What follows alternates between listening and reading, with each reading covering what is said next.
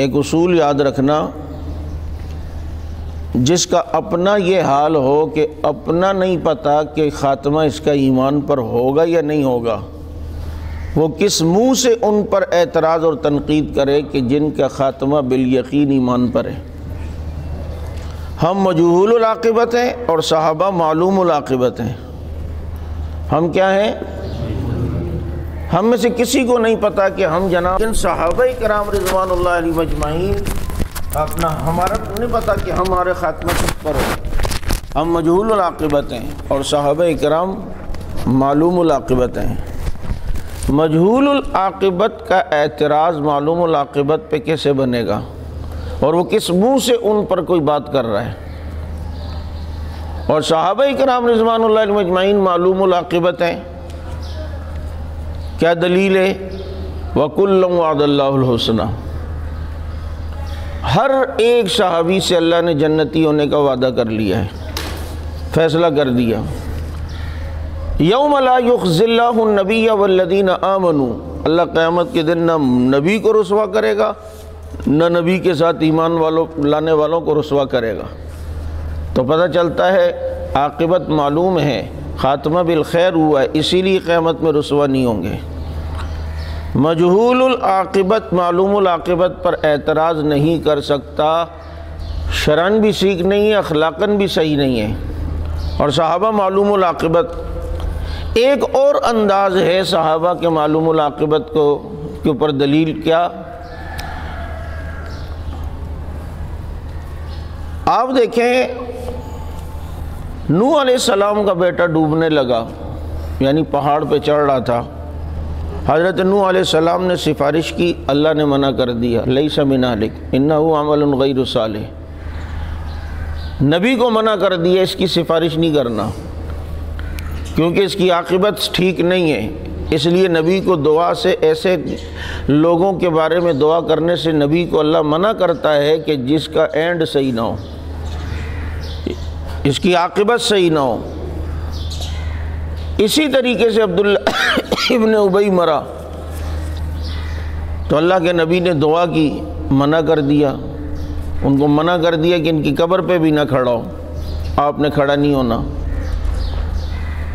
اور اسی طرح ایک جگہ اللہ کے نبی صلی اللہ علیہ وسلم نے دعا کی غالباً اپنے چچا کے لیے، لیکن اللہ کے نبی نے منع کر دیا، ان تستغفر لہم او لا تستغفر لہم ان تستغفر لہم 70 مرہ فلن یغفر اللہ لہم، آپ استغفار کریں گے اللہ تب بھی ان کے لیے آپ کی دعا قبول نہیں کرے گا، آپ کو اجازت نہیں ہے کہ آپ ان کے لیے استغفار کریں، کیونکہ عاقبت معلوم ہے۔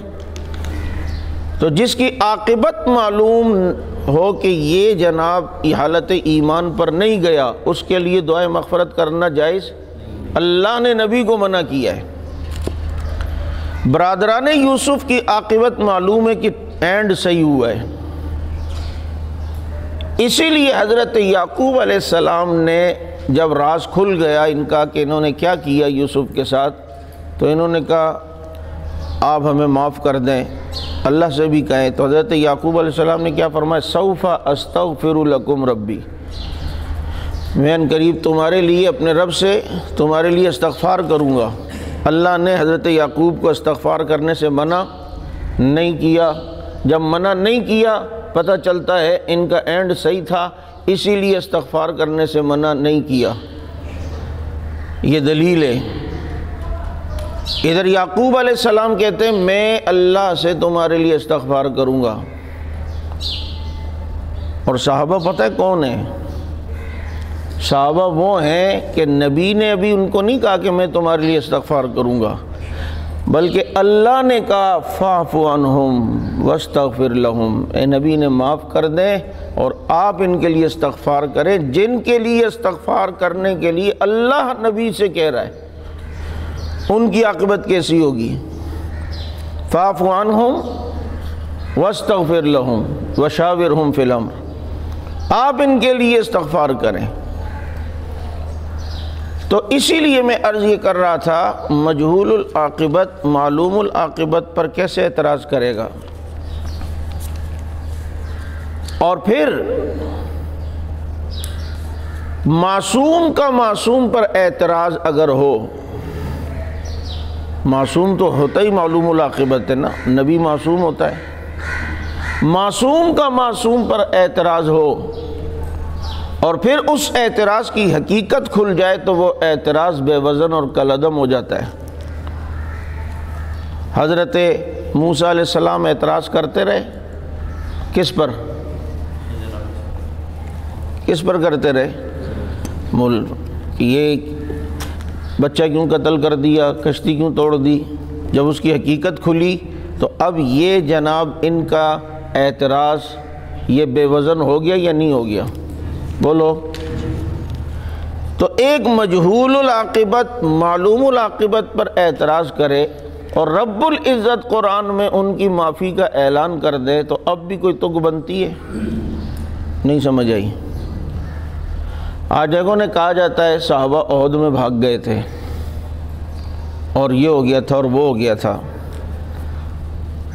اب یہ پاؤں کا اکھڑنا ان کا احد والے دن، یہ اللہ کی کیا حکمتیں تھیں؟ سورہ ال عمران میں اللہ نے اس کو ہر جگہ بیان کیا اور بہت سی جگہوں پہ بیان کیا،